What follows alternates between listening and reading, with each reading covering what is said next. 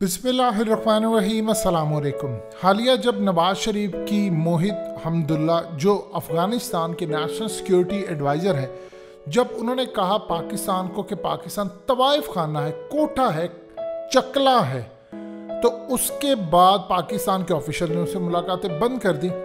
लेकिन जब नवाज शरीफ की उनसे मुलाकात हुई तो उस वक्त शहबाज गिल, फवाद चौधरी, ये सब एक ही बात कह रहे थे और वो टोटली सियासी बयान था कि नवाज शरीफ ने असल में इलेक्शन हारना है कश्मीर का, और उसके बाद उन्होंने एक गेम प्लान सोचा होगा। वो हकीकत टीवी ने आपको ये वीडियो बनाकर दी, आपकी स्क्रीन पर चल रही है कि ये सब एक झूठ और ये सिर्फ इनकी सियासी स्कोरिंग थी। असल कहानी ये नहीं बता सकते क्योंकि अमेरिका के खिलाफ अभी तक इनमें से किसी की जाने की हिम्मत नहीं है, क्योंकि इन सब के स्टेक्स बहुत सारे लोगों के अमेरिका के साथ जुड़े हैं। किसी के पास वीज़ा है, किसी के पास आगे वहाँ पर इन्वेस्टमेंट है, किसी ने वहाँ घर लिए हुए हैं, तो ये लोग नहीं जा सकते। इस वीडियो की अहम डिस्कशन चलती रहेगी, लेकिन इससे पहले आप वीडियो को लाइक करें, हकीकत टीवी को सब्सक्राइब कर लें और बेल आइकन पर ज़रूर क्लिक करें।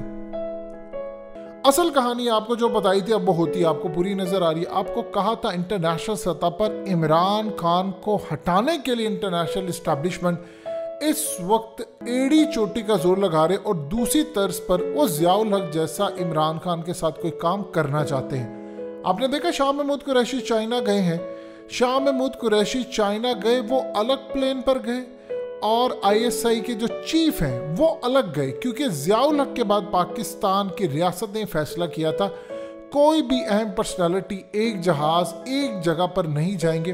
खुदा ना आस्ता कोई ऐसा माहौल ना हो जाए जिससे अगर खुदा ना सा कोई अल्लाह कभी भी ना करे को वाक़या हो तो सारी जान से जाए, क्योंकि उस वक्त जनरल ज़ियाउल हक के साथ हमारी टॉप की सारी क्रीम उस वक्त अल्लाह को प्यारी हो गई थी।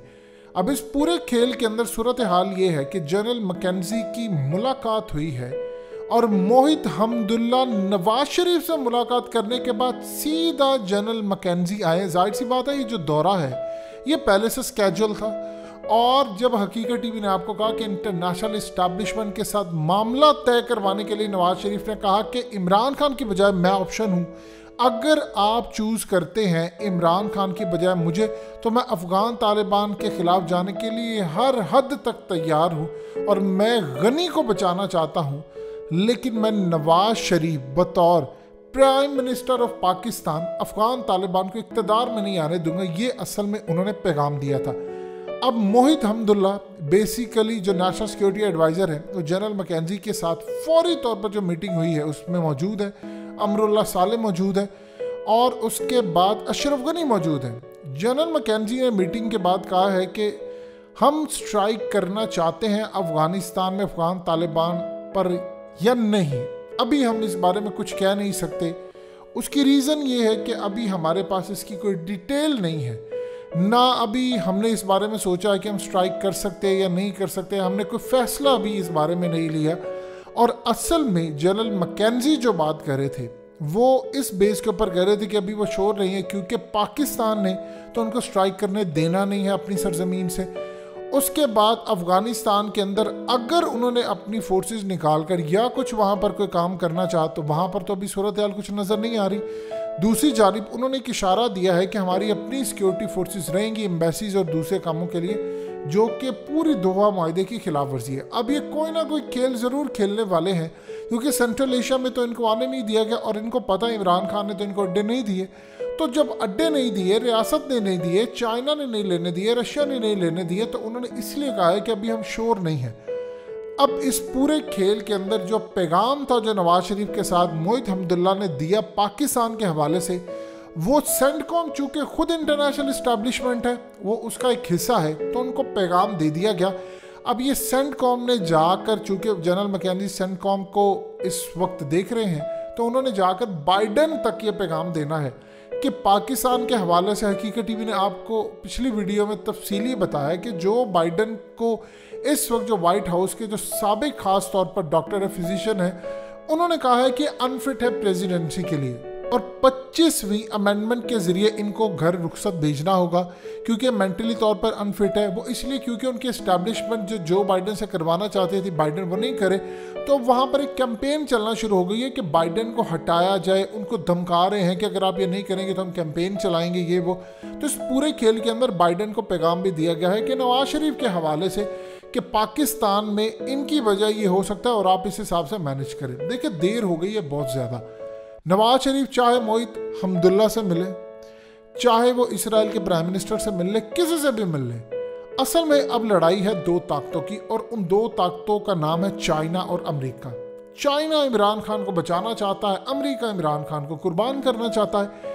ये दोनों का मफाद एक तरफ है। ये बात इमरान खान को अच्छी तरह पता है। अब इस पूरे खेल के अंदर जो चीज़ें डिस्कस हुई हैं वो ये हुई हैं कि इंडिया के साथ मामला क्या थे। आप जानते हैं कि मोहिब हमदुल्ला की रॉ के अहम ऑफिसर से लंदन में मुलाकातें हुई हैं कि अब हमने क्या करना। अजीत डोवल टोले जो है वो पूरी तरह काम करते हैं, उनके जो पूरे एजेंट्स, आपको पता भी नहीं चलेगा कि वो उस टूर पे चले जाएंगे, खामोशी से आ जाएंगे। इनकी वहाँ पर मुलाकातें हुई हैं, वहाँ पर प्लान डिस्कस हुए हैं, और डिस्कस होने के बाद अब ये फैसला हुआ है कि हमने अफगानिस्तान में करना क्या है।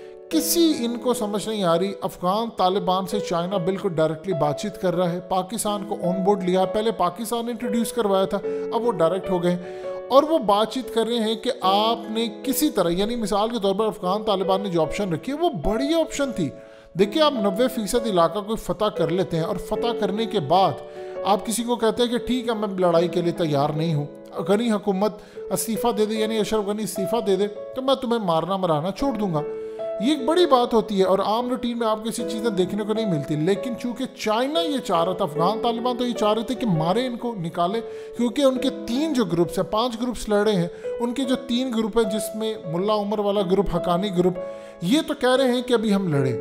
लेकिन चाइना ये चाह रहा है कि यहाँ पर अफरा तफरी ना हो, इसीलिए उन्होंने दबाव डाला और उन्होंने ऑफर दी है। अब ये तमाम चीज़ें डिस्कस हो रही हैं। बाइडेन का पैगाम भी सेंटकॉम के हवाले से गनी को आया कि आपको इतना पैसा एड ये तब चीज़ें दी हैं, अब आपके इस्तीफे की डिमांड हो रही है, तो आप इस पूरी सूरत हाल में क्यों नहीं आगे बढ़कर कोई ऑपरेशन करें, क्यों अफगान तालिबान को नहीं रोक रहे। अब आप ये देखिए, लॉयड ऑस्टिन ने कहा है कि हम अशरफ गनी को टास्क दे रहे हैं कि सबसे पहले तुमने अफगान तालिबान को आगे बढ़ने से रोकना है। यही सेंटकॉम के जो ख़ास तौर पर इस वक्त सरबराह हैं सेंटकॉम के, जनरल मैकेंजी, वो आए हैं और उन्होंने आकर यहाँ पर ये बात कही है कि आप उनको रोकें, आप रोक क्यों नहीं रही, वरना आपके इस्तीफे की डिमांड हो रही है। अब हमें इस पूरी सूरत हाल में हद से गुजरना है। यहाँ पर डिस्कस हुआ कि इंडिया अब क्या रोल प्ले करेगा, ब्लिंकन जा रहे हैं, अब यहाँ लड़ाई होगी, चाइना क्या किरदार अदा करेगा, पूरा एक प्लान तरतीब दिया जा रहा है और इनको अभी तक समझ नहीं आ रही कि इनके साथ हो क्या रहा है। अनकरीब अफगान तालिबान ने ऐलान करना है कि उन्होंने 95% इलाके पर कब्जा कर लिया है, फतह कर लिया है, और सिर्फ रह गया 5%। वो 5% इनके गले की हड्डी बन जाएगा। अमेरिका यहाँ याद रखिएगा, कोई ना कोई एक बड़ा खेल अमेरिका ने करना है जिससे इस जंग को तूल मिले और इस जंग को अगले लेवल पर लेकर जाया जाए। सो याद रखिएगा, ये जो मुलाकात हुई उसमें नवाज शरीफ का भी पैगाम दिया गया, लेकिन अब जो मर्जी कर ले, अब इंटरनेशनल इस्टेब्लिशमेंट जो खास तौर पर अगर अमेरिका के हवाले से, तो वहाँ पाकिस्तान के अंदर उनका असर और सुख नहीं चल पा रहा, क्योंकि एक इस्टेब्लिशमेंट है चाइना, वो भी इंटरनेशनल इस्टेब्लिशमेंट है, लेकिन वो इमरान खान की इस वक्त बैक पर खड़ी है और दोनों आमने सामने। फ़र्क सिर्फ इतना ये है कि नवाज शरीफ को लाना करना, ये वो करना, अब वो काम नहीं हो सकता। और इवन कि चाइना इस बात से अच्छी तरह खबरदार है कि नवाज शरीफ वहाँ पर क्या डील करें, क्योंकि अशरफ गनी टोला वही है जो सीपैक को नुकसान पहुँचा रहा है और चाइना इसको देख रहा है कि उनकी मुलाकातें नवाज शरीफ के साथ हो रही हैं। हकीकत टीवी को सब्सक्राइब करना मत भूलें, वीडियो को लाइक करें, शेयर करें और कमेंट सेक्शन में अपनी राय का इजहार ज़रूर करें।